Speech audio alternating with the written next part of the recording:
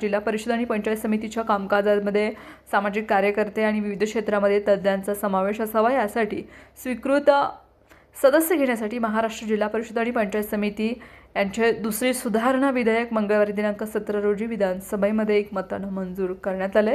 यानुसार आता जिल्हा परिषद आणि पंचायत समित्यामध्ये नियुक्त केल्या जाणाऱ्या स्वीकृत सदस्यांचा कालावधी हा 5 वर्षाचा असेल आणि त्यांना इतर सदस्यांप्रमाणे निधी मिळेल, मात्र त्यांना मतदानाचा अधिकार नसणार आहे, असं ग्रामविकास मंत्री जयकुमार गोरे यांनी स्पष्ट केलं। स्वीकृत सदस्य म्हणून जिल्हा परिषदेमध्ये काम करता येईल।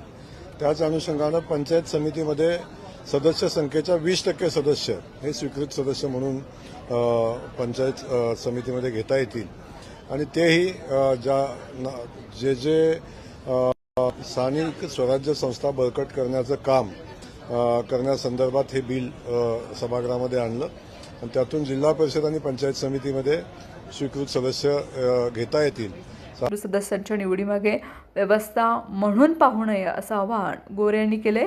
जिल्हा परिषदेमध्ये सदस्य संख्येच्या 10% तर पंचायत समितीच्या सदस्य संख्येच्या 20% स्वीकृत सदस्य निवडीचा निर्णय राज्य मंत्रिमंडळानं फेब्रुवारीच्या शेवटच्या आठवड्यात घेतला।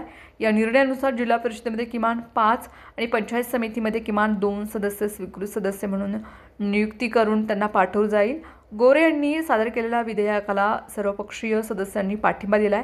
महापालिका नगरपालिकांप्रमाणे जिल्हा परिषद आणि पंचायत समित्यांमध्येही मान्यताप्राप्त पक्ष नोंदणीकृत गट आघाडी यांच्या तौलनिक संख्याबळानुसार सदस्यांची नियुक्ती केली जाईल। संबंधित जिल्हाधिकारी पक्ष गट आघाडीचं संख्याबळ विचारात घेऊन नामनिर्देशनाची प्रक्रिया पूर्ण करतील। यासाठी संबंधित पक्षाच्या गटनेत्यांशी सल्लामसलत केले जाणार आहे। स्वीकृत सदस्यांना मतदानाचा अधिकार सोडून सर्व अधिकार असतील अशी माहिती गोरे यांनी दिली। जिल्हा परिषद आणि पंचायत झाली स्थानिक स्वराज्य संस्थांचे बळकटीकरण करण्यासाठी भारतीय संविधानाच्या अनुच्छेद 243 मध्ये 73व्या घटना दुरुस्ती अन्वये सन 1962 मध्ये सुधारणा करण्यात आली। तसेच ग्रामीण स्तरावर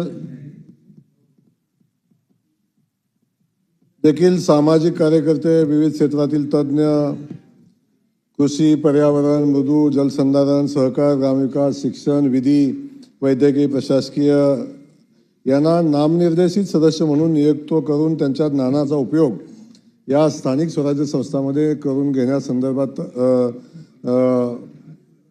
ह्या विधेयकामध्ये सन्माननीय सदस्य महोदय सदस्यांना स्वीकृत करण्यासंदर्भातले हे बिल आहे। समितींमध्ये स्वीकृत सदस्य म्हणून तज्ज्ञ व्यक्तीला संधी द्यावी या विधेयकावरील चर्चेमध्ये राष्ट्रवादी शरद पवार गटाचे अभिजित पाटील, भाजपचे विक्रम पाचपुते, हरीश पिंपळे, काँग्रेसचे नाना पटोले, शिवसेना शिंदे गटाचे बाबर, प्रतापराव पाटील चिखलीकर, शेकापचे बाबासाहेब देशमुख आदींनी विधेयकाचं स्वागत करत ग्रामपंचायतीमध्येही स्वीकृत सदस्य नेमण्याची आणि विधान परिषदेच्या स्थानिक प्राधिकारी संस्था आणि निवडणुकीमध्ये पंचायत समिती सदस्यांना मतदानाचा अधिकार देण्याची मागणी यावेळी करण्यात आली।